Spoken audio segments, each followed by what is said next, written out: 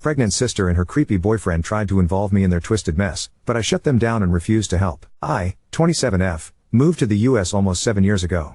I have 2 half-sisters from my father's side, all from different women. We used to be very close, and despite both of them being illegitimate, I shared with them part of what little inheritance I got from my grandparents. They never recognized them and left them nothing. 2 years ago my sisters also moved to the US. The middle sister, 28, let's call her Mary, got a company to host her with a work visa. The eldest 30, Karen, not her real name, got a student visa and moved in with me since I was already working and earning a good salary. The arrangement was that I would pay bills, she would get a job at the university since she's not allowed to work outside, and that was her spending money. I would cover all bills and food. The only thing I asked was to help with some minor chores. I have a dog and a cat, and I told her she had no responsibility while she had school and work. It was fine, since I work from home, and I have a stepfamily that helped me maintaining my home, mostly because I'm the free babysitter for them. Pretty sweet deal for a student, right? Well, apparently that wasn't enough. While she was in school, Karen met Ken. I knew Ken from the time I went to university. He's a creep, but I thought harmless. Karen was head over heels for him. I warned her Ken had a bad reputation at the university, but she didn't care. She's a big girl, so I let it be, with the only condition that Ken was not allowed in my place. COVID hits, and my hours were cut. Karen's school goes on pause and she loses her campus job. Because of all of this, we moved into a small apartment. I took a second job, and did some freelance on the side. Needless to say, I had no personal life. I am dating someone, but he was also swamped with work and bills, so we barely met each other. During this time, Karen and Ken apparently got closer and he began to appear in the apartment. Karen was not part of my lease, but my landlord was very understanding. Ken began making really inappropriate comments about me. I am not a beauty queen, I just look a bit exotic, as Ken put it. I'm mixed race from the Caribbean, so I have a bit of everything and somehow it all shows. Karen looks more like our father, he was of European descent. In all honesty, Karen is more attractive. I only look foreign in this little intermountain region city. Ken would go out of his way to touch me and was just invasive. I managed to just keep in my room when he was around or use the excuse that my pets needed a walk. I didn't know exactly why, but Karen kept pushing for me to spend time on my own with Ken. It will be good for you to bond with your future brother-in-law. They had only been dating 7 months at this point. Whatever, I didn't care. I found excuses to avoid it. November 2020 I got a better position at my main career job, so I was able to quit my second job and have more me time. I reconnected with friends and one of them asked me if I was okay. I asked why and he told me Ken had been saying he was very close to getting me for personal time. I was not okay with that idea. And I very loudly said I'd rather be hit by a train than doing anything with Ken. Since I'm in a small city in the Intermountain region, the kind that most people in the same area knows each other, a lot of people had text messages or creepy stories to tell me. That was it for me. I went home and demanded an explanation. They didn't deny it. Ken even said Karen had said it was fine and I was doing them a solid as her sister, since he had a fantasy he wanted to go for. I told them both they were disgusting and that Ken had to leave or I would be calling the cops. Ken left with some insults sent my way, and Karen began telling me she didn't see the problem since my partner and I were on a break. We were not. I told her I was not for her, to sell around like property and that she had 2 weeks to find a place of her own. I was done with her. I called all my relatives, sent them copies of the text messages I was given, and no one in our family wanted anything to do with Karen. She moved in with Ken a few days later. It took me some effort, but I was able to get a restraining order for Ken. Couldn't get one for Karen. Still, they disappeared from my radar except for a few encounters which easily were solved with showing I was about to call 911. And then today happened and I had to hold back my laughter. Mary had kept tabs on Karen, since sisters and all, and she messaged me with a notice. Hey, Karen just called me. She's pregnant and Ken kicked her out. I just stared for a few minutes and responded, oh. That's sad. Mary knew, and supports, that I don't care or have any intentions to help. Karen used Mary's phone to call me. She begged me to help, since Mary is only letting her stay for a week before she moves to another state. Said that she missed her little sister and had no one else to go to. That she knows I have family health insurance, I pay for private health insurance for 2 relatives that are in hard times and have health conditions, and that I could do something like that for her pregnancy medical bills. This baby is a blessing and I should want to help her raise it. Meaning, I pay for everything. I let her pour her heart out for a good 5 to 7 minutes, then said nope. I ended the call.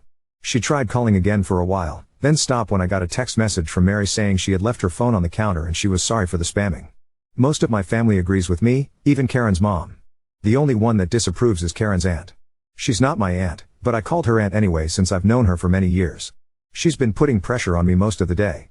She only stopped when I told her one more message and I would show her text messages to my step-Faith, R, who is her landlord. I feel bad for the baby, to a point. But this is one of those moments that all I can think is this is not my circus, and these are not my monkeys. Edit 1. Someone mentioned the region inconsistency. I never looked into it, since I didn't really care, but where I live I heard Midwest and Northwest interchangeably. As far as I was concerned, it was the same thing. We don't have that type of regions in my country. So, I decided to Google while at work and found out neither is right. I live in the Intermountain region. Thanks, random stranger, for making me check on the messy regional system. Not even Google agrees on it. Also a small explanation on my grandparents. They were very old traditionalists. By the end of their lives, they didn't have much to give, so they chose to give it to the legal grandchildren. My sperm donor father had many children. I might not even know all of them. Grandparents were just tired of every other year having a new grandchild appear, and in some cases a moocher mother attached. Last, Karen's visa. She had an extension since COVID, but that is over. She's overstaying her visa. This is very common. I have relatives that do it. I don't agree, but I also had one foot in since my stepfather is American. Oop, Aunt can't afford it. She's not in the US and lives pretty much rent-free in my mom's old house in our home country. Update 1. Mary called me this morning to have brunch and discuss things related to Karen. She told me she understood I don't want to be part of the mix, but she really wanted it to be discussed and after I can just walk out. I know Mary, and I know she's just trying to leave everything in order before she leaves the state. She's the peacekeeper of my siblings. I agreed on the condition that there was no way Karen would come home with me. Mary just said, if she tries to follow you, I'll drag her out myself. So I dressed up and off I went to brunch with my sisters. I'll skip the pleasantries and dumb friendly family look Karen attempted. Once we were done eating and just having coffee, Mary set all the cards on the table. She explained she couldn't take Karen with her out of state, because she's getting married to her longtime girlfriend and they can only afford a one-bedroom in her new city. She also said Karen was insane if she thought Mary would allow her to live with me, even if she had the power to make me take Karen back in. That Karen was lucky she even let her stay with her for this last few days. She told her the only reason we were doing this was because her mother had begged her to at least put Karen somewhere safe or find a solution for the pregnancy. So, she turned to me and asked me as the most stable economically if there was anything I would be willing to help with. I might be an asshole for this, feel free to roast me, but I basically said I would only give money for 3 things. 1. A termination and a hotel room while she heals from it. 2. A ticket back to home country so she can live with her mother or aunt, and get free health care. 3. A ticket to our eldest brother's home country so she can live with him because I know he will take her. I also said she had the option to put the baby up for adoption, but I would not be offering her a place to stay or a way to get medical care out of my pocket. I gave her some links to non-profits she could use. Karen started crying, saying I was trying to take away her baby and being a bad sister. That a good sister would open up her home and help care for her baby. That I never deserved to have the money I have. Most of my money is from inheritance on my mother's side of the family, so not sure how she would have gotten anything. That I was spoiled by my mother because she had money. We did, because after our father left my mother and I with nothing, she made a company from scratch. She kept babbling and making a scene, then she said something that actually hurt me. You are just mad because you will never get pregnant. Yes, I happen to be infertile. No, I can't get treatment for it. It is what it is. I already accepted it, but it still hurts. Mary knew this was a low blow for me, and basically told Karen one more stupid word like that and she'll be sleeping in the street tonight. I didn't cry or anything, just stared. Karen stopped her crying muttering and seemed to get an idea. She looked at me straight and told me to adopt her baby. I laughed at that. I told her she was insane if she thought I would adopt her baby. I don't want her in my life, let alone her ex. I don't blame the baby, but I have absolutely no intentions to be part of the child's life. I was about to go off on Karen just for even thinking I would consider that as an option, but Mary stopped me on time.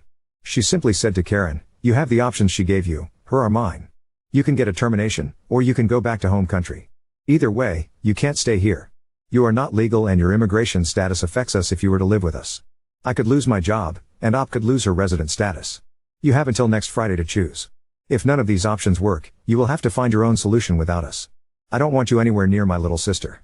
You put her at risk of being assaulted or worst. You are lucky I have an empty room for 1 more week for you to crash in, but after I don't want to see you in person. We can keep in touch by Facebook or phone. You've lost the right to spend time in person with either of us. I just stared at Mary. She's very quiet and normally the most reserved of us, so this was not expected. Mary paid, didn't even wait for the change, and left Karen with enough to get a taxi home. Mary grabbed me by the arm and took me out. I didn't know how much I needed someone to just protect me for a change, but I did cry a little on the way out from just pure relief I had one older sister that still looked out for me.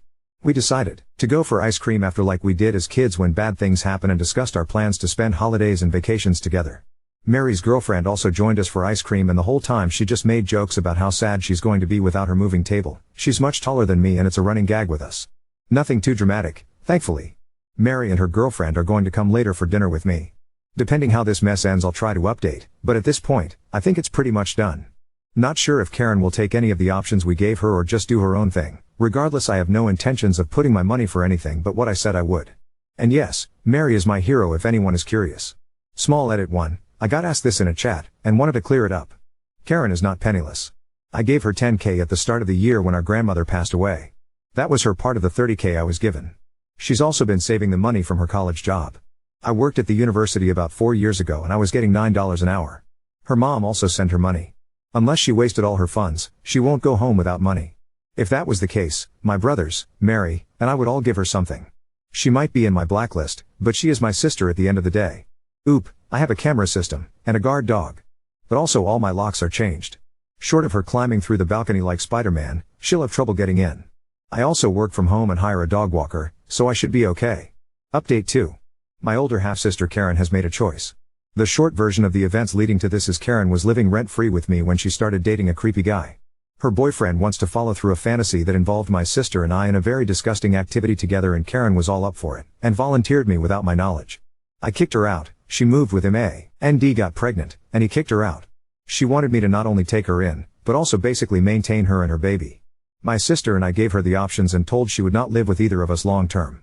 As I mentioned in my last post, my sister Mary and I gave Karen a couple of options for her unplanned pregnancy. The options were a termination on her pregnancy, a ticket back to our home country or to our brother's home country, or she can figure a way to keep her child or put the baby for adoption. She had until tomorrow to choose, since Mary leaves on Saturday for the East Coast. Well, Karen chose none of the above. She decided to make life so difficult, she is now arrested and more than likely will be deported.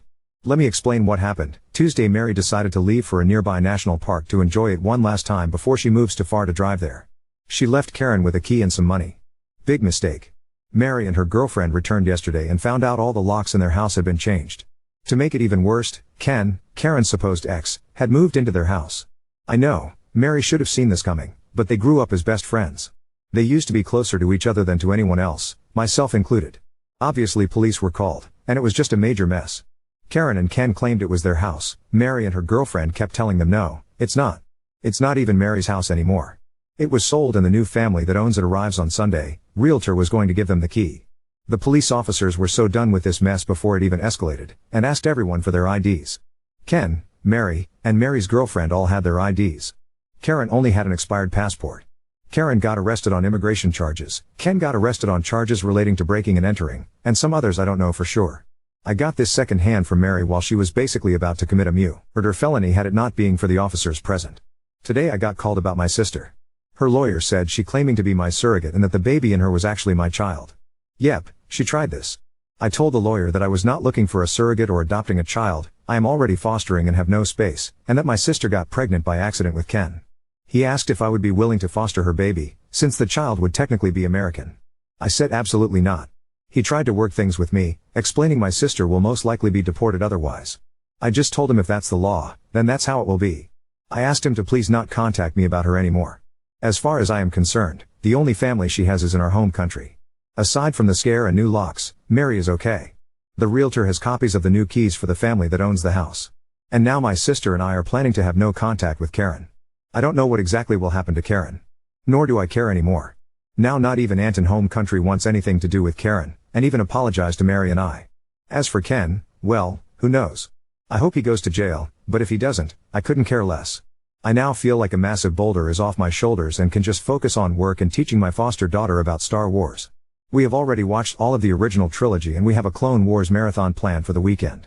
I want to thank everyone who sent me well wishes to my sister Mary, and I also to the people that share advice that I am so glad I took to heart. This has been probably the worst rollercoaster family mess I've dealt with since my parents' divorce, and it came absolutely from the one person I suspected less. Can't say I have any entitled stories aside from this. Karen was once actually a very good sister, but I guess when money and comfort are involved, people change. Small update that isn't worth a new post. Karen was offered to leave the US willingly and she will face no negative effects for her status. She called my mom to see if she could convince me to give my sister the money for the ticket. Mary and I agreed to pay the ticket on the condition she never again contacts either of us. Her mom is aware of this and basically told me that Karen will have to find a job within the month she arrives, or she'll be in the streets. As for lawyers and stuff, I have my own immigration lawyer aware of the mess, and he told me the only way the surrogate ploy would work would be a DNA match or a contract. None of that is around, so I'm safe. Mary booked Karen for her trip back on Friday and good riddance. Update 3. I almost made it to a month without hearing from my half-sister, but okay, Reddit, you were right. This might never be over. Also, funny enough, dear sis found my post and sent me a scathing email before I blocked her. But that's really not a big story. This one however pisses me off. So, as I posted before, my older half-sister Karen was forcefully, but not really, removed by immigration after going insane and trying to get squatters' rights on a sold house that used to belong to my other half-sister Mary. And she was escorted out, so I know she left. Things were calm for a bit and in the meantime I focused on my 4-year-old foster daughter. Let's call her Lily. Lily's mom is one of my oldest friends. She gave birth in the US, but the Lily's father is not American and unfortunately passed away when Lily was a baby. My friend was asked to leave the US to do her immigration process off-country since she has no one to claim her aside from a minor child. This sadly means she probably won't be able to come into the US until Lily is 18. Because of our home country's education system being really bad, she asked me if I could take Lily. By this point I had already kicked Karen out so I had an extra room. I told her it was okay if it was on Lily's best interest. Lily and I are tight as thieves and she's always seen me as her crazy fun aunt. Took a bit, but 3 weeks ago Lily's guardianship was passed from the state to me and just in time for Halloween too. We are skipping trick or treating this year due to the pandemic, but Lily still wanted to dress up as a Sith. I am so proud of this child, I swear. My mom was incredibly happy of having a foster grandkid, especially since Lily actually doesn't have any other grandparents, so she sent her some fairly fancy Star Wars props. Obviously we got her dressed up in her Sith outfit and had a mini photo session for grandma. And my mom posted the pictures in Facebook so Lily's mom could see them easily. My family and friends went crazy with how adorable Lily looks. She says she's not adorable, she's Sith. And then Karen strike back. Mom forgot or decided not to block Karen and when my half-sister saw Lily's picture, she had some of her best hits such as, my 4-year-old looks fat. She's ugly and clearly going to grow up to be a slut. She looks like a word I can't say even in writing, but it's the word starting in N that's just a handful. She got called out and told kindly to return to the darkness. But then she started to call my mother. At every hour. To ask for money, to ask how to contact me, to tell her she was wasting money on a kid that was not really her grandchild and should give her the money for her kid. Karen is not my mom's daughter. Well, eventually my mom figured how to block her. And Karen got to me through a school friend. She sent, not one, not two, a 16 pages long list of demands or she will sue me. One was getting rid of my foster daughter so I could adopt her baby. Another was an apartment I share with my cousins left to us by our maternal grandmother. $500K. My dog and my cat. Oh, and I need to get her back into the US. There's still more, most of it completely delusional. I sent a copy to my lawyer to try to pursue a no-contact order in the US. Can't do anything in my home country, but I did forward another copy to our relatives. Including our eldest brother. He just said to me he'll take care. For the record, I am not taking Karen's kid in, even if I didn't have Lily. Her ex was recently released and has already caused problems for other people. Luckily he's keeping away from me. And to clear something up, Karen isn't penniless. I divided with her and Mary a $150K inheritance in equal parts. She also got money from her stepfather when he passed. In our home country, she's actually well off. The only reason I never charged rent or asked her for money was because I knew the tuition price was going to be very high and didn't want her to have to take a loan like I did for a time. Oop, I still have assets in our home country. The apartment, some land my maternal grandpa left me that I share with my cousins since he died before they were born, a bank account, and I'm partners in my uncle's company. She seems to think my maternal family's property is also property of my father's children, except it isn't.